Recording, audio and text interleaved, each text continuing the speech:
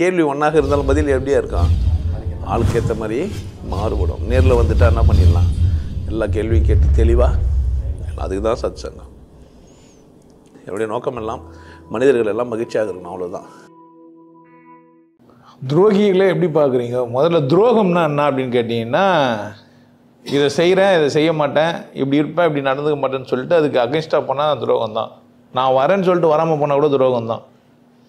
நாளைக்கு நான் வரேன் அப்படின்ட்டு வராமல் துரோகம் வந்து ஒரு சராசரியாகவே அதை விட தாண்டி போய் இன்னும் கொஞ்சம் எக்ஸ்ட்ரா அவங்க கூட இருந்து நான் உன்னை முழுசும் காப்பாற்றுவேன்னு சொல்லி பார்ட்னர்ஷிப் டீடெல்லாம் போட்டு ஏமாத்தினா அது இன்னும் துரோகத்தில் இன்னொரு உச்சம். கணவனை அல்லது மனைவியை விட்டுட்டு செத்து போன எல்லாருமே துரோகிகள் தான். கணவனை அல்லது மனைவியை விட்டுட்டு போயிட்டாங்கல்ல ஒருத்தர், அவங்களாம் யாருன்னா துரோகிங்க தான். நான் கட்சி வரைக்கும் உன்னை காப்பாற்றுவேன்னு சொன்னாங்கல்ல, சொல்லிட்டு போனோம் தானே, துரோகி தான். சொல்லாமல் கொள்ளாமல் சேர்த்த எல்லாருமே துரோகிங்க தான். ஏதோ ஒரு பிரச்சனை ஆகி திடீர்னு ஆக்சிடென்ட்லையோ அதுலேயோ எதுலையோ சொல்லாமல் கொள்ளாமல் போயிட்டாங்கல்ல. இப்போ துரோகம் ரெண்டு விதத்தில். இப்போது அவனால் முடியாமல் ஏதோ ஒரு விபத்தினால ஆனதும் துரோகம்தான். துரோகம் பண்ணக்கூடாதுன்னு ஒரு மனிதன் வாழ்ந்துனே வந்தான்னா சாக மாட்டான், சமாதி அடையலாம். துரோகம் பண்ணக்கூடாது அப்படின்னா ஒரு குரு பேசுகிறாரு, போகிறாரு, அவரை கூட இருக்கிறான், நான் செயல்படுறேன், அம்மா அவரோட முரண்படுறேன்னா ஒன்றும் பிரச்சனை இல்லை. முரண்பட்டால் அவர்கிட்டே போய் சொல்லலாம், இது மாதிரி இந்த இடத்துலலாம் நீங்கள் முரண்படுறான்ட்டு சொன்னால் அவர் நான் ஏன் ஒழுக்கம் அது ஒழுக்கம்ட்டாருனாக்கா பேசுறதுக்கு எதுவுமே இல்லை. ஆனால் இந்த உலகத்துக்கு போய் சொல்லணும் தானே, எடுத்து சொல்லணும்ல, இந்த குரு மோசமானவர், கெட்டவர், சமூகத்துக்கு ஒத்து வராதவருன்னு சொல்லணும் தானே, தப்பு கிடையாது, சொல்லணும். அது மாதிரிலாம் செய்யணும். அது பேர் துரோகம் கிடையாது. உண்மையை வெளிப்படுத்துகிறாங்க. ஒரு குருக்கிட்ட வந்தாங்க, ஒரு குரு வந்து ஏமாத்துறாருன்னு தெரிஞ்சிச்சு. ஏமாத்துறாரு தெரிஞ்சோடனே அது என்ன பண்ணுறாங்க, வெளியே போய் விளம்பரப்படுத்துகிறாங்க. இவர் இந்த மாதிரியான ஆள், இவர் அசிங்கமானவர், நீங்கள் தெரியாமல் அங்கே போய் உட்காந்துக்கிறீங்க, 4 பேர் வந்து ரெக்கார்டு போட்டு பொம்பளைங்களே சிரிக்கிற மாதிரி காமிக்கிறாரு, உண்மையிலே அங்கே சிரிக்கிறது இல்லை அப்படின்னு நீங்கள் தெரிஞ்சுக்கணும். ஆமாம், ஒன்றும் தப்பு கிடையாது. பட் உண்மைதானா இல்லையான்னு ஆராய்ச்சி பண்ணுற மனநிலை உள்ளவங்களுக்கு தான் அது பொருந்தும். ஒரு சந்தர்ப்பம் இது வந்து அதுமாதிரி சொன்ன உடனே நீங்கள் வந்து பார்க்கணும், அந்த ஆமாம் தானா, அப்படி தான் நடந்துக்கிறாரா, அவர் அந்த மாதிரி ஆள் தானா அப்படின்ட்டு. அதனால் துரோகி யாருன்னு கேட்டிங்கன்னா, அப்படி பார்த்தோன்னே ஆராய்ச்சி பண்ணாமங்கிறான் பற்றியா, அவன் தான் துரோகி. சொன்னவனுக்கு வந்து துரோகம் பண்ணுறது வந்து வேலையாக இல்லை, அவன் பாதிக்கப்பட்டுறான். ஏதோ துரோகி இல்லை, அவன் பாதிக்கப்பட்டுக்கிறான், கஷ்டம் பிரச்சனைன்ட்டு. என்னிடத்துல யாருமே துரோகம் பண்ண முடியாது, நான் யாருக்கும் துரோகம் பண்ணவே முடியாது. ஏன் அப்படின்னு கேட்டிங்கன்னா, நான் எந்த முரண்பாடாக இருந்தாலும் ஞாயிற்றுக்கிழமெலாம் வந்து பேசுங்கன்ட்டேன், கதவு தந்து வச்சுக்கிறேன். நான் தப்புன்னு என்ன பண்ணலாம், நேராக வந்து இங்கே வந்து பேசலாம். என்கிட்ட பேசாமல் என்னை பற்றி வெளியே போய் சொல்கிறாருன்னா அவர் துரோகி இல்லை, என்னை விளம்பரப்படுத்துறாரு. சராசரியாக சொன்னால் நீங்கள் கேட்க மாட்டீங்க. என் கூட சரி கிடையாதுன்னாக்கா யார் அவன் ஆராய்ச்சி பண்ணுவீங்க? சரி, நான் பார்ப்பீங்க. ஒரு நல்ல குருவை சந்தித்தேன், நான் நல்லா இருக்கிறேன் அப்படின்னு சொன்னால் விசாரிக்க கூட மாட்டீங்க. அவர் ஏதோ நல்ல குருவை சந்திச்சாரா, வாழ்ந்துங்கிறாரு, போனாருன்னு விட்டுருவீங்க. நான் ஒரு மோசமான குருவை சந்தித்தேன்னா எந்த மாதிரியான மோசமானவன் அப்படின்னு கேள்வி கேட்பீங்க. புரியுதா? அதனால் தப்பு கிடையாது. ஆனால் என்னை விட்டு போனவங்களாம் எனக்கு எதிராக போயிட்டாங்கன்னு நினச்சக்கூடாது. நீங்கள் எனக்கு எதிராக பேசுகிறவங்களே என்னை வாழ்த்துட்டு தான் பேசுகிறாங்க. ஒன்று எப்போ சரின்னு தெரியும், இன்னொன்று ஏதோ ஒரு தப்பு இருக்கும்போது தான் சரின்னு தெரியும். அதனால் என்னாண்டியே வந்து என்னுடைய கருத்துக்கள்லாம் உள்வாங்கி எனக்கு எதிராக ஒருத்தர் போனார்னா, எதிராலாம் போல, எனக்கு சாதகமாக போய்கிறார். நீங்கள் தப்பாக புரிஞ்சுக்கிறீங்க. எப்போவுமே நீங்கள் எப்படி புரிஞ்சுக்கிறீங்கன்னா தப்பாக புரிஞ்சுக்கிறீங்க. என்னை எல்லாருக்கும் சொல்கிறது எப்படி? இப்போ என் சேனலில் சப்ஸ்கிரைபர் ஆகிறவர் சாதாரணமாக பார்த்துன்னு இருப்பார், அப்படி தானே. எதிராளி பார்க்குறதுக்கு வாய்ப்பு இல்லைல்ல. கடவுள் இருக்குது இல்லை, 2 பேர் பேசிக்கிறாங்க, 2 பேருமே கடவுளுக்கு துரோகிங்க தான். 2 பேருமே இருக்குதுன்றவன் சொம்மனா துரோகம் பண்ணிவிட்டு ஏதோ ஒன்று பண்ணி ஏதோ ஒரு மதத்தில் போய் சிக்கிக்கிறான், துரோகி தான். இல்லைன்றவனும் இல்லை தானான்னு ஆராய்ச்சி பண்ணாமல் யாரோ சொன்னாங்கன்னு கேட்டு செஞ்சுக்கிறான். அப்போ 2 பேருமே துரோகி தான். அப்போ யார் உண்மையானவர் அப்படின்னா, உண்மையிலேயே கடவுள் இருக்குதா இல்லையா, கடவுள்னா என்ன, அது எப்படி இருக்குதுன்னு ஆராய்ச்சி பண்ணி தெரிஞ்சுக்கிறாரு, அவர் தான் துரோகமற்றவர். அதர்வைஸ் 2 பேருமே யார் தான்?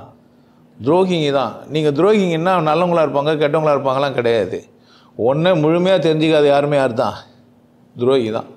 அதனால் உலகத்தில் எல்லாருமே துரோகிங்களாக தான் இருக்கிறோம். யாருன்னா உண்மையாகிறாங்களா என்ன?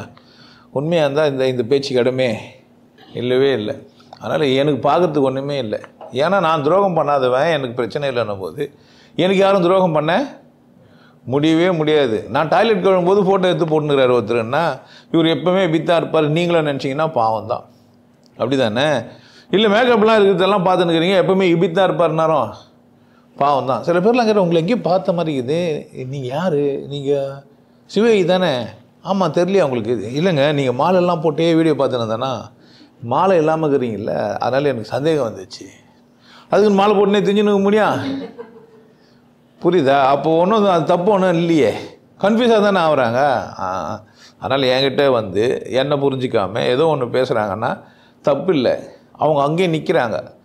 எனக்கு துரோகம் பண்ண முடியாது, ஒரு உண்மைக்கு யாராலையும் துரோகம் செய்ய முடியவே முடியாது. நீங்கள் சரின்னா அவங்களுக்கு யார் துரோகம் பண்ண முடியும்?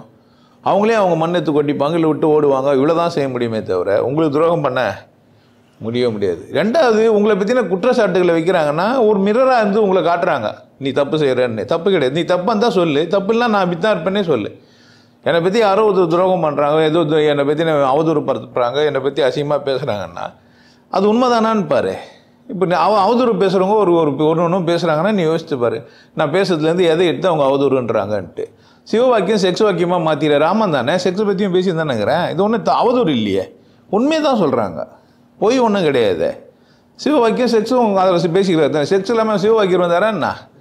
அவர் ஆகாயத்துலேருந்து திடீர்னு பந்து இருப்பார், அப்பாண்டேருந்து அம்மாண்ட போய் அம்மாண்டேருந்து வந்து தானே வந்திருப்பாரு. அப்போ செக்ஸ் பண்ணாமல் என் குரு ஒன்றும் செக்ஸ் பண்ணாமல் வந்திருப்பாரா? இல்லை அப்படி புனிதமான ஒரு மேலே இருந்து ஊற்றுனாங்க ஒலி, நான் சொல்ல முடியும்?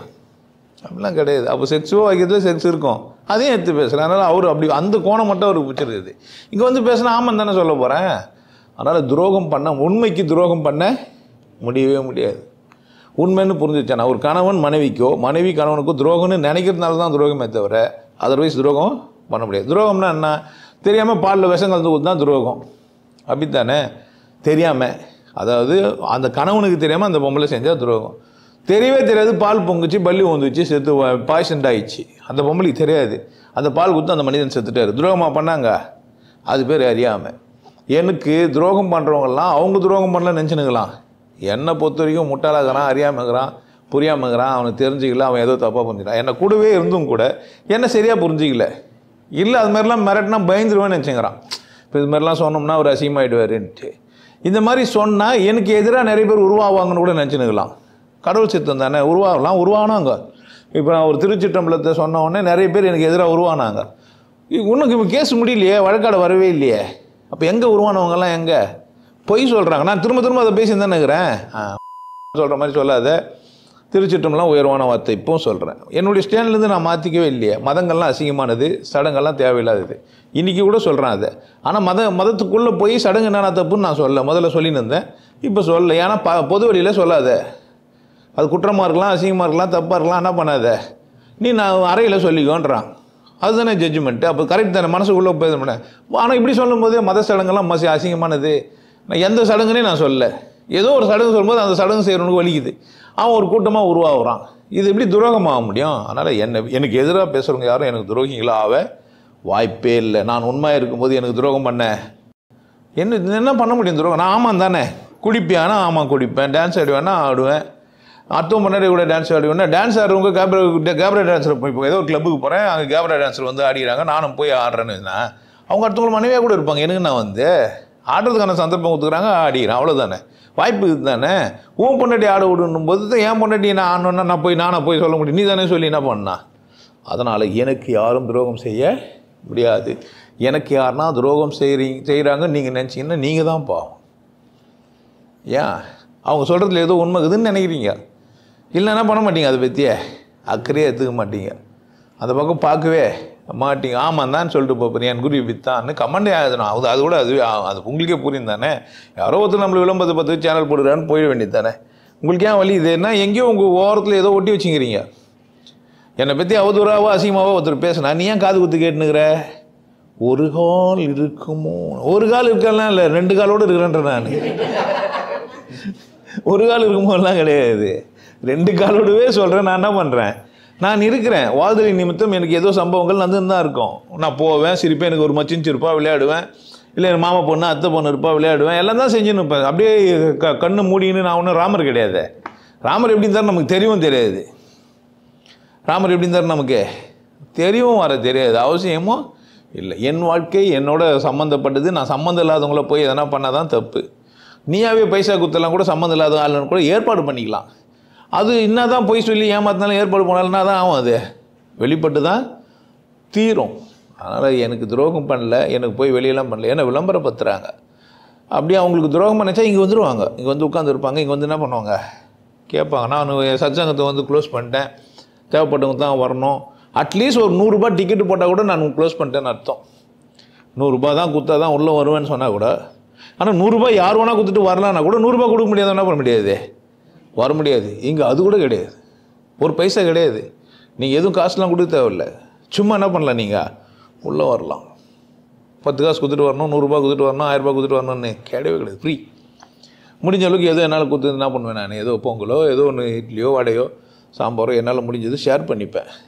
அது கூட அன்னதானம்லாம் கிடையாது, ஷேர் பண்ணிக்கிற நேரம் வந்தீங்களா உட்காந்துருந்தீங்களா, போகும்போது வீட்டில் போய் அன்னைக்கு எங்கே சாப்பிட முடியும், சாப்பிட்டு போங்க, அவ்வளோதான். கட்டாயம் கிடையாது, சாப்பிட்டு போங்கன்றதும் கட்டாயம் கிடையாது, சாப்பிடாம போங்க இவர் தான் சாப்பிட்ணும் இவங்கெல்லாம் தான் சாப்பிட்ணும் அப்படியும் கிடையாது. அதே மாதிரி சேர் போட்டு வச்சுக்கிறேன், முன்னாடி வந்துட்டா முன்னாடி உட்காந்துக்கோ, பின்னாடி வந்தால் பின்னாடி உட்காந்துக்கோ, பின்னாடி தான் புண்ணிங்கன்னா முன்னாடி வந்தாலும் பின்னாடி உட்காந்துக்கோ, கடைசி தான் செவத்தில் சாஞ்சிருந்தான் உட்காருவேன்னா என்ன பண்ணு நீ, நம்ம வேறு யாருன்னா உட்காந்துக்க போகிறாங்கன்ட்டு முன்னாடி வந்து கூட பின்னாடி உட்காந்துக்கோ.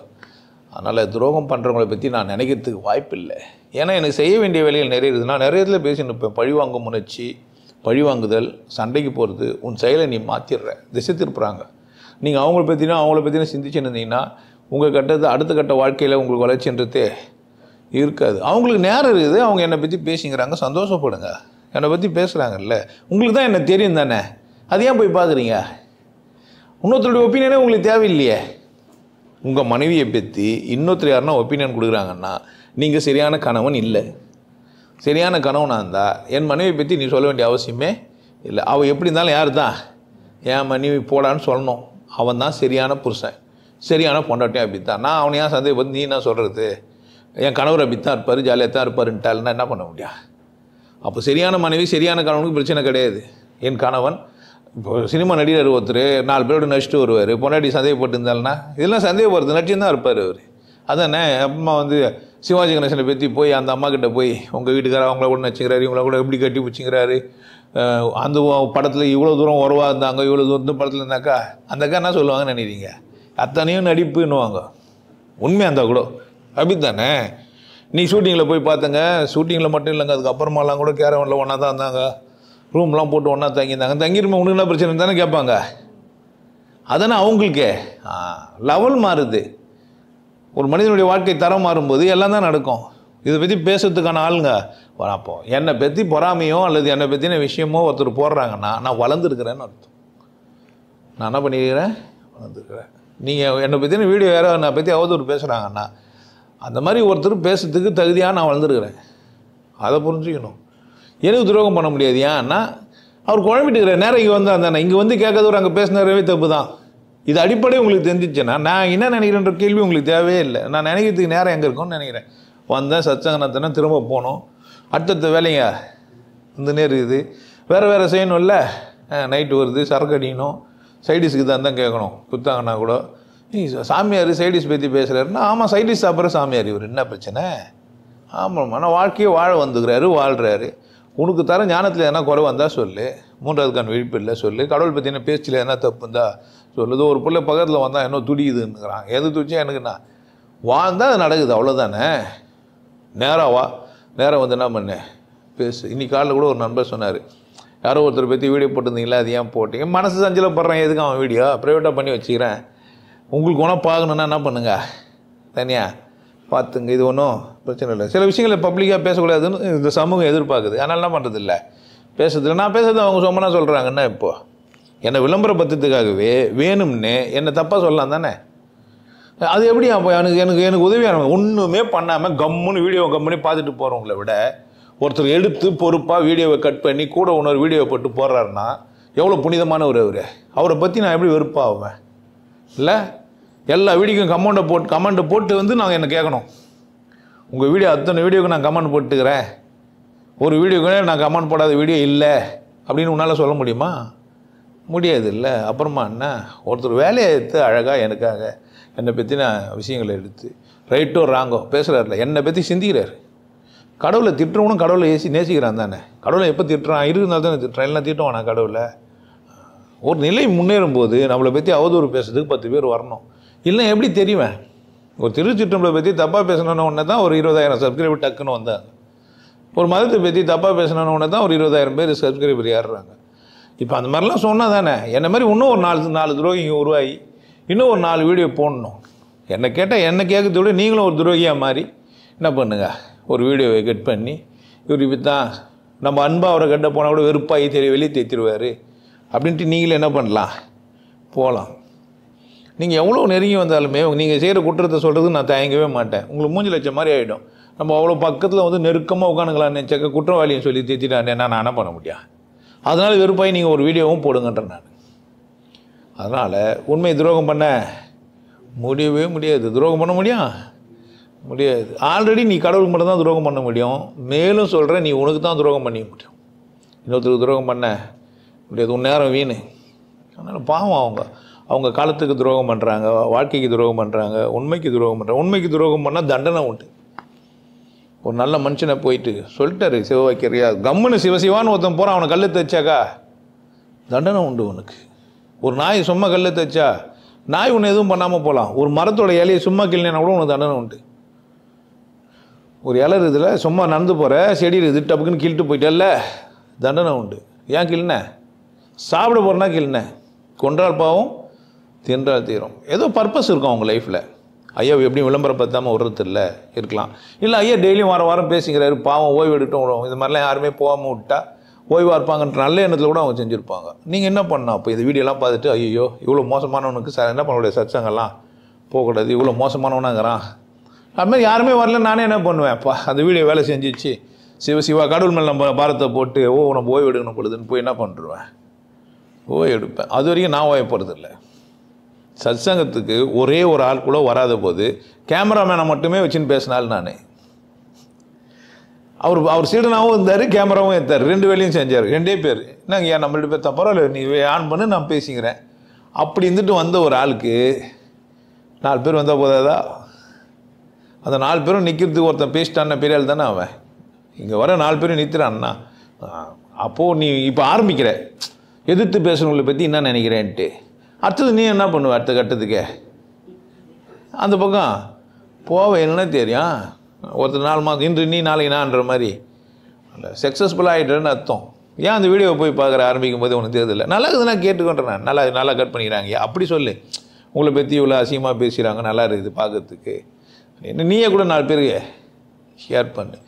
என் வீடியோவே உன்னால் ஷேர் பண்ண முடியாது, அது ஏன் போய் பார்த்தேன்ற நான். பார்க்க வேண்டிய வீடியோ எந்த நிறைய இருக்குது. என்னோடய வீடியோலாம் பார்த்து முடிச்சிட்டியா முதல்ல நீ?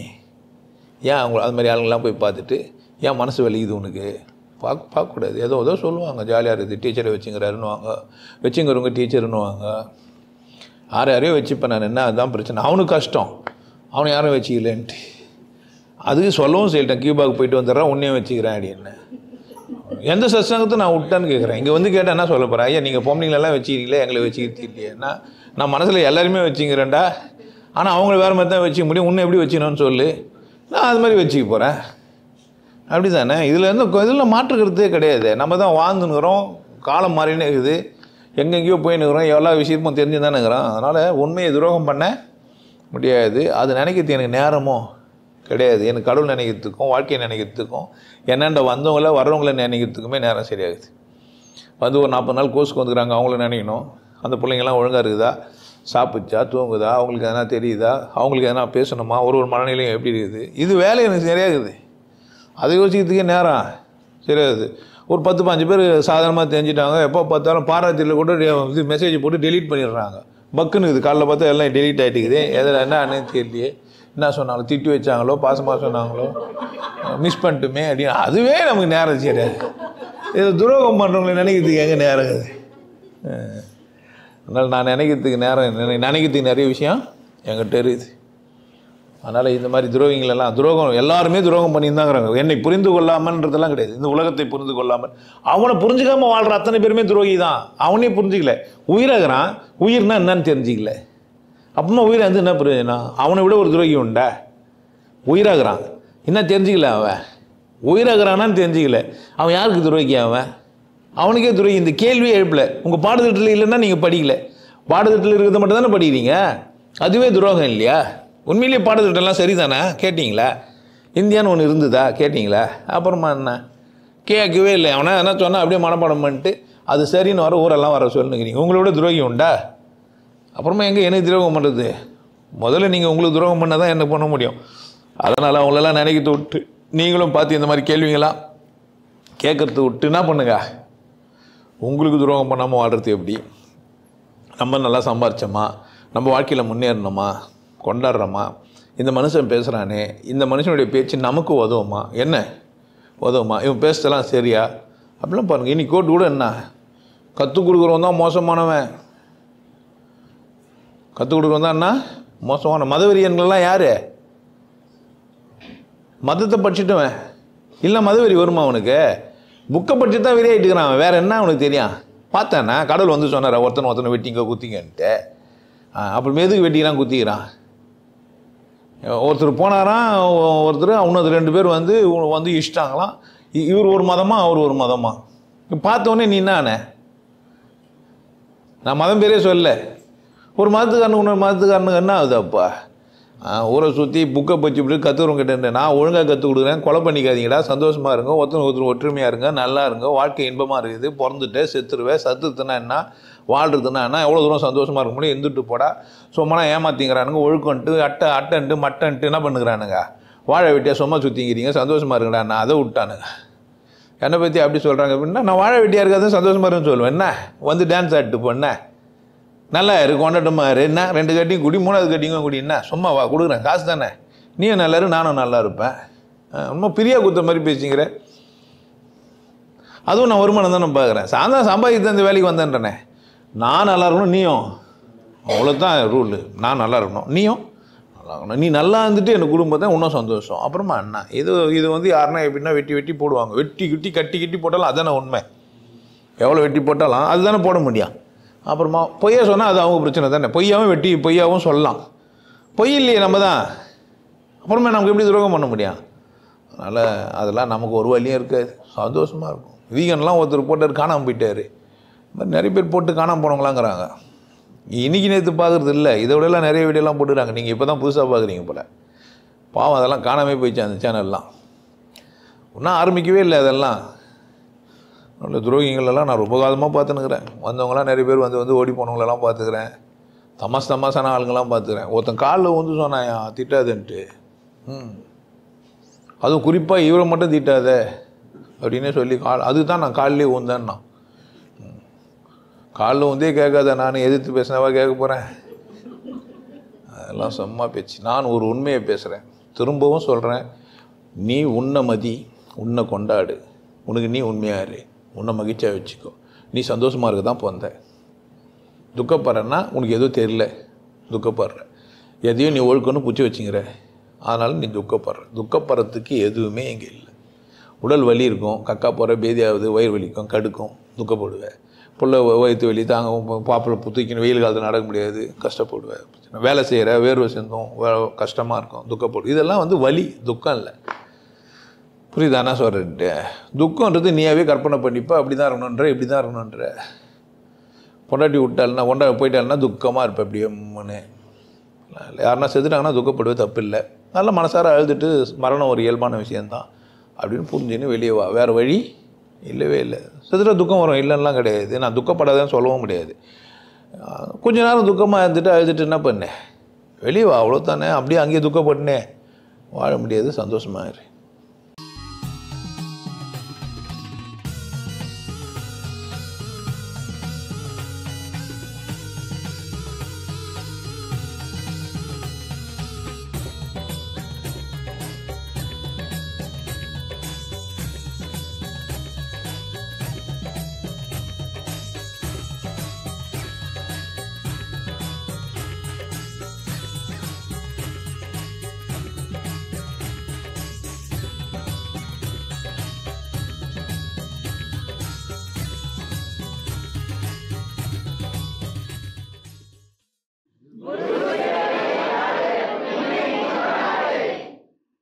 நல்லா இருங்க, சிறப்பாக இருங்க, கொண்டாட்டமாக இருங்க.